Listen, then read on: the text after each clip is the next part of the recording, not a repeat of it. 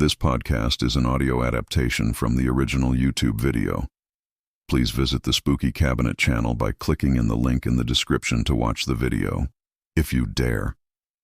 For the fully immersive experience, I urge you to turn off the light, grab your headphones, and never look back. Imagine someone accidentally falling into a vat of meat at a factory, or human body parts being processed into food products. It sounds like a horror story, but there was a book that revealed this kind of reality and forever changed the food industry. The story begins in 1906, when journalist and author Upton Sinclair published the novel The Jungle. Sinclair went undercover in the Chicago meatpacking plants, the heart of America's meat industry, and what he found was horrifying. Dangerous working conditions, unsanitary practices, and, most shocking of all, contaminated food. The Jungle is a novel, but it's also a powerful investigative exposé of this industry. These plants were filthy, dark, and hazardous. Many workers, mostly immigrants, faced extreme risks every day.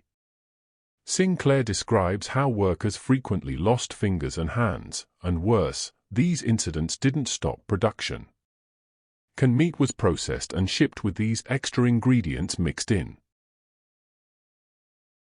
In one of the most infamous scenes, Sinclair describes how workers occasionally fell into large vats of meat that were boiling or in the process of being rendered.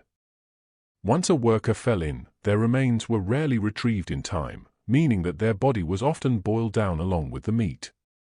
As Sinclair writes, sometimes they would be overlooked for days, until nothing was left but bones. This horrifying situation led to public outcry, as people realized that human remains could end up in the products they consumed. Sinclair highlights how many parts of the animal, including those not fit for consumption, were routinely thrown into the grinders and mixed in with higher quality cuts. This would include diseased parts, tumors, and other remnants. If a worker lost a finger or hand in the machinery, it would be ground along with the rest of the meat, making human flesh an accidental ingredient in products that were then labeled and sold as quality meats.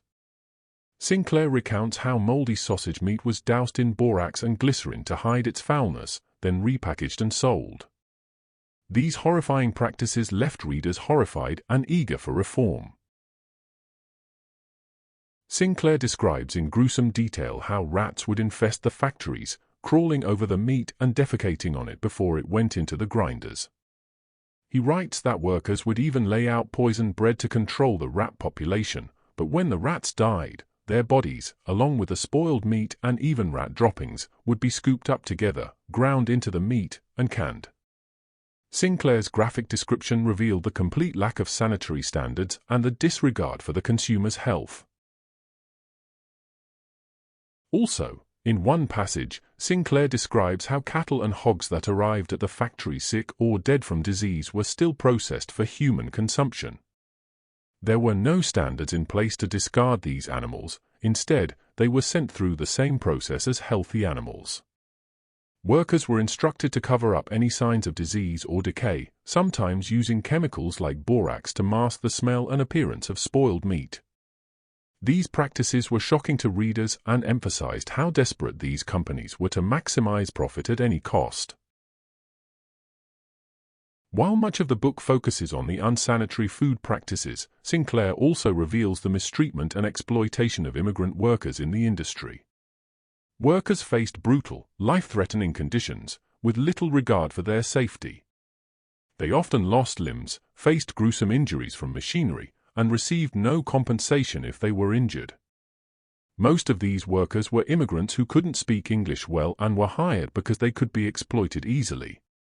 At least nowadays it's very different, right? When The Jungle was published, the reaction was immediate. The public was outraged and horrified. People couldn't believe what they were consuming.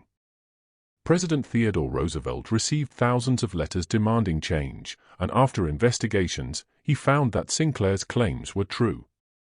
The impact was so great that in 1906, Congress passed two landmark laws, the Pure Food and Drug Act and the Meat Inspection Act.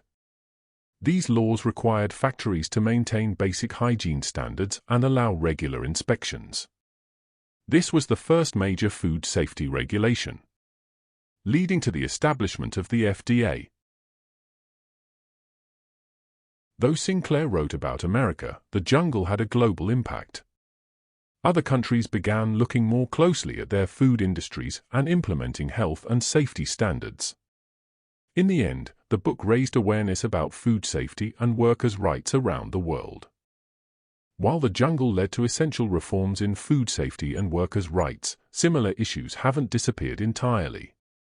Even with today's strict regulations, cases of contamination, unsanitary conditions, and poor treatment of workers still show us you can't trust the beef trust. The industry still carries some dark secrets. And you? Will still open your delicious can of Spam? Tell us in the comment your worst experience with canned meat. Don't forget to like and subscribe for more spooky stories from the cabinet.